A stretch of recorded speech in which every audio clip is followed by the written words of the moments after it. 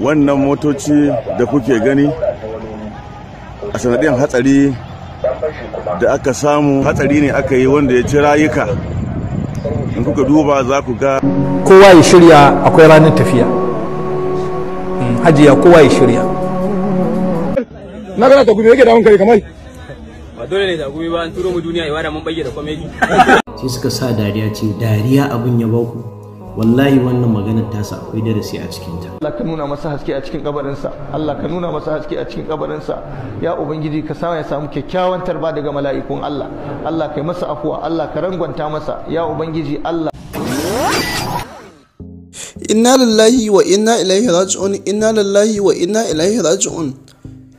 To ƴan uwa, a jiya ne dai muka samu labarin rasuwar dan uwa abokin aikinmu, wato dai Kamal, aboki wanda ya shahara a wajen bidiyoyin barkwanci gami da wa'azantar da al'umma da kuma faɗakarwa.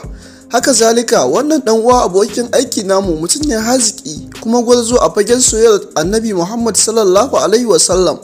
Da yawa daga cikin al'umma ya samu wannan shaidar, inda wasu suka fito suna bayyana halayyarsa bayan wannan rasuwar tasa, inda suke cewa tabbas wannan bawan Allah baya wasa da sallah. Haka zalika kuma kowa ya san shi a bangaren biyayya ga iyayensa. To ubangiji Allah ya ji kanshi, Allah ya gafarta mishi. Idan tamu ta zo, Allah ya sa mu cika da kyau da imani. Lallai wannan jarumi kuma dan wasa a wannan masana'anta ta Kano gami da Arewa Comedian, tabbas mun yi babban rashi a wannan shekara ta 2023. ubangiji Allah ya sada shi da fiyayyen halitta ma'aiki sallallahu alaihi wasallam. Amin summa amin. Mai sauraro kasance tare da ni domin jin yadda ya samu wannan kyakkyawar shaida. Na gana ta gumi yake da hankali kamar ba dole ne da gumi ba, an turo mu duniya ibada mun bayyana komedi. inna lillahi wa inna ilaihi raji'un. Manzo Allah sallallahu alaihi wasallam yana cewa kafa bil mauti wa izan, wato mutuwa ta isa ta zama wa'azi. Babu shakka mutuwar wannan bawan Allah Kamal ta isa ta zama wa'azi ga dukkan wani wanda yake da saurin tsoron Allah a cikin zuciyar shi da tunanin lahira. Babu shakka na tuna lokacin da na yi dutin wani bidiyon shi wanda na sanya din nan, ta dalilin shi har muka yi waya da shi. Wallahi azim cikin girmamawa da mutuntawa yake ce mun dan uwa, wallahi kullun tunani na kenan, kullun duk abin da nake yi tunani na kenan. Yace lokacin da na faɗi wannan magana, su duk sun ɗauki maganan an yi ta cikin wasa da raha, amma wallahi yake ce min shi har cikin zuciyar shi wannan abin yana jin shi. So yanzu a cikin mutane, wato da yawa daga cikin mutane, ba lallai bane ka samu mutane wanda za ka ga suna da irin wannan tunanin. Za ka ga suna tunanin al'amarin lahira, suna tunan makomarsu, suna tuna abin da za su iya zuwa su iskar. Saboda haka wannan bawan Allah daidai gurgudu babu abin da za ka ji mutane suna faɗa a kan shi in ba alkhairi ba. Allah ta'ala ya ji kan Kamal, Allah ya ji kan shi da gafara, Allah ya yafe mushi kurakuran shi, Allah ya yafe mushi kurakuran shi, Allah ya sada shi da salihan bayi. Wannan kuma ya zama izina a gare mu. Kamal ya tafi ba ya yi wa Allah laifi bane, mu kuma da muka kasance a raye ba wai mun fi Kamal da wani abu bane, a'a lutufi ne da kuma dama da Allah subhanahu wa ta'ala ya bamu. Da irin wannan ya kamata a ce mu dinga shagaltuwa. Mutuwan nan Kamal bai lissafa ta za ta zo mishi ba, amma gashi ta zo mishi bakatatan. Haka za ta zo min, haka za ta zo maka, haka za ta zo wa kowa. Ka shirya ko baka shirya ba, ka bi Allah ko baka bi Allah ba, za ta zo maka. Saboda haka yana da kyau a ce wannan duk wanda ya dauki wani damaran duniya, wallahi alazim ya kwance. Masu irin abubuwan nan, musamman yanzu wannan abin da muka yi ta magana kwana biyu, ana ta kaza, duk abin da ka san ba zai amfane ka a duniyan ka ba, ballanta na lahiran ka, wallahi alazim ka yadda mangwara ka huta da kuda. Domin baka da satantin cewa kana cikin aikata wannan abin, Allah ta'ala zai anshi ranka. Allah ta'ala ya samu gama mu wanye lafiya, Allah ka sa mu kyakkyawan karshe. Shi kuma Kamal, Allah ya ji kanshi da gafara, Allah ya gafarta mishi zunuban shi. In ta mu ta zo, Allah ya sa mu cika da kyau da imani. Assalamu alaikum wa rahmatullahi wa barakatuh. Wallahi wannan maganar tasa akwai darasi a cikinta, akwai darasi a cikinta. Saboda har mutum yayi nutsi yana tadabburi akan abin da Allah ya aiko shi yayi, ya bige da wani abu. To shi isa mutuwar samari akwai ban tausayi a cikinta, saboda saurayi baya kawo mutuwa a kusa-kusa. Kullun zukatanmu cike yake da burika na duniya. na farko mutum neman abin da zai zauna da kafafuwansa yake. Bayan ka zauna da kafafuwanka, burace-burace sun yi mana katutu a zakatanmu. Kullum burin ya za a yi mu gina gida ƙato, ya za a yi mu auri mata kyawawa, ya za a yi mu sai ababen hawa na gani na faɗa. Katsam sai wannan ta zo mai ruguza jin daɗi, kamar yadda annabi ya kira ta. Annabi yake ce mana aksiru zikir hazimin lazzat al-maut. Mu yawaita tuna mai ruguza jin daɗi, wato ita ce mutuwa.